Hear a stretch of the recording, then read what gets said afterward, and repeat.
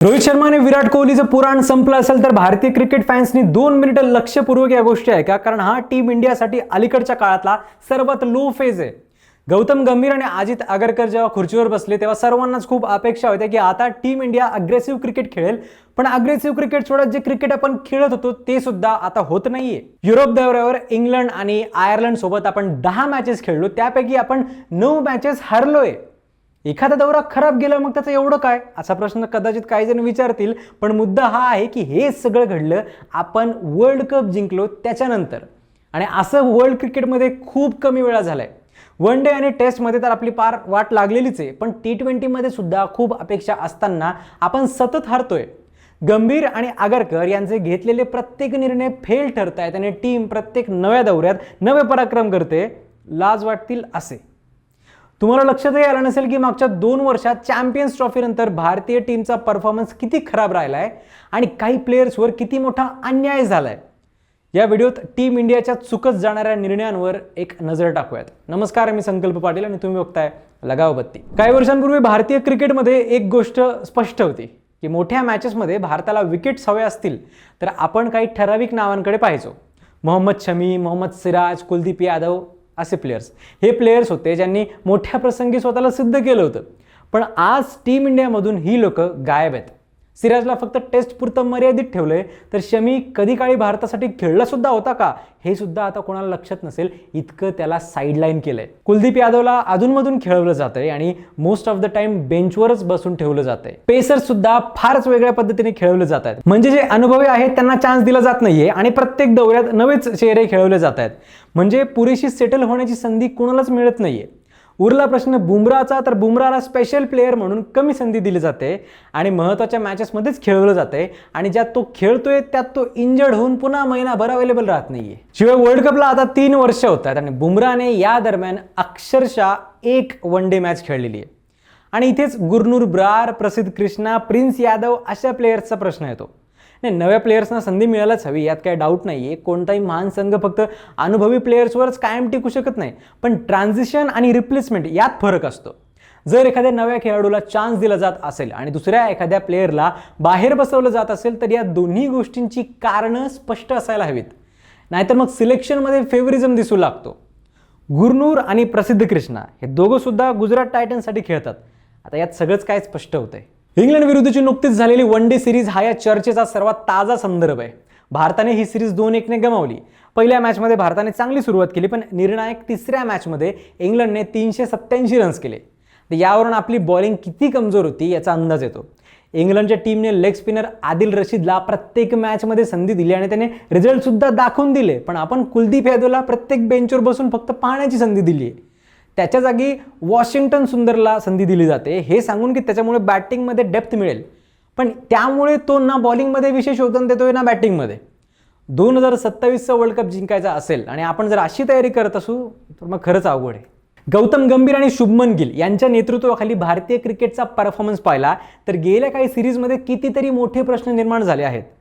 Australia विरुद्ध भारताने one day series 2-1 ने गमावली. त्यानंतर न्यूझीलंड विरुद्ध सुद्धा 2-1 ने पराभवच झाला.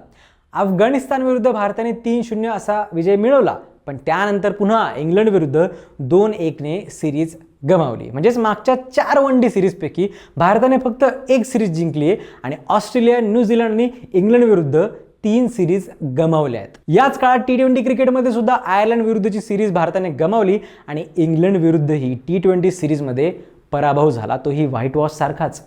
म्हणजे गेल्या काही काळात भारतीय क्रिकेटचा व्हाईट बॉल रेकॉर्ड पाहिला तर ही परिस्थिती नक्कीच चिंताजनक आहे मोठ्या प्रमाणावर. प्रश्न असा आहे की हे फक्त प्लेयर्सच्या खराब परफॉर्मन्समुळे होते की सतत बदलणारी सिलेक्शन पॉलिसी, प्लेइंग 11 मधली अस्थिरता आणि टीम मॅनेजमेंटचे डिसिजन्स यामागे मोठी भूमिका बजावत आहेत. कॅप्टन्सी सुद्धा यात महत्त्वाचा भाग आहे. सूर्य चांगला कॅप्टन होता पण बॅटिंगमध्ये फेल ठरत होता म्हणून त्याला काढलं. श्रेयस अय्यर बॅटिंग चांगली करतो तर त्याला कॅप्टन्सी अवघड जाते. शुभमन गिल सुद्धा त्याच रांगेत आहे. आता रोहित शर्माला कॅप्टन्सी दिली नाही त्यामागचं कारण जरी व्हॅलिड असलं तरी आत्ताची वस्तुस्थिती चिंताजनक आहे. या एवढ्या सगळ्या अडचणी टीम समोर आहेत आणि यांना पडले फक्त रोहित शर्मा आणि विराट कोहलीचं. बरं, असंही नाही आहे की दोघं जण फेल ठरतात आणि त्यांना फक्त लेगसीमुळे टीममध्ये ठेवावं लागतंय. नाही, बॅटिंगमध्ये शुभमन गिल सोबत तेच दोघं जण रेग्युलर रन्स बनवत आहेत. भारताचा टॉप ऑर्डर मजबूत आहे, पण बाकीची सगळी लाईनअप अतिशय कमजोर वाटते, बॉलर सकट. त्यावर फोकस करायचं सोडून उठसूट कोहली आणि रोहितच्याच मागे लागणं अतिशय चुकीचं आहे. उलट त्यांना बॅक करून 2027च्या वर्ल्ड कपमध्ये त्यांचा कसा छान पद्धतीने उपयोग करून घेता येईल हे बघणं जास्त योग्य ठरेल. ही दोघं जर परफॉर्म करत असतील तर त्यांना ठेवलं जाईल आणि नसतील तर त्यांना टीममधून बाजूला केलं जाईल. इतकं साधं गणित असताना फक्त लोकांनी बाकीच्या मुद्द्यांवर हात ठेवू नये म्हणून सतत यांच्या बातम्या मीडियामध्ये चालू द्यायच्या, याला काहीही अर्थ नाहीये. या सगळ्यावरून हे तर स्पष्ट आहेच की अजित आगरकर आणि गौतम गंभीर यांचे अनेक निर्णय चुकतायत आणि ते का घेतले गेले यामागे योग्य ते कारण दिसत नाहीये. या दोघांवर सुद्धा अनेकदा फेवरिझमचे आरोप लागतात. यांच्याशी त्यांचं चांगलं पटतं आणि यांना ज्यांना खेळवायचं आहे त्यांनाच टीममध्ये चान्स दिला जातोय असा आरोप गेल्या काळात होतोय. हा माझा फेवरेट प्लेअर आहे म्हणून मी त्याला इंटरनॅशनलमध्ये खेळू देणार असं जर सिलेक्शन होत असेल तर मग BCCI ऑफिशियल्सनी यांना प्रश्न विचारणं गरजेचं आहे. रोहित कोहलीच्या जागेचं जाऊ द्या, गंभीर आणि आगरकरला टीममध्ये ठेवायचं का असे प्रश्न आता फॅन्स विचारत आहेत, कारण त्यांचा सुद्धा सिलेक्टर आणि कोच म्हणून परफॉर्मन्स अतिशय सुमार राहिलेला आहे. अर्थात सोशल मीडियावरच्या चर्चा एक असतात, पण क्रिकेट इतकं सोपंही नाहीये. प्रत्येक सिलेक्शन मागे काही ना काही कारण असतं, पण जेव्हा त्या कारणांची स्पष्टता नसते, जेव्हा अनुभवी प्लेयर्सच्या जागी नव्या प्लेयर्सना संधी दिली जाते पण त्यांची भूमिका समजावून सांगितली जात नाही, जेव्हा एखाद्या प्लेयरला सतत संधी मिळते आणि दुसऱ्याला 2 अपयशानंतरच लगेच बाहेर केलं जातं, तेव्हा फेवरिझमची चर्चा सुरू होणं स्वाभाविक आहे.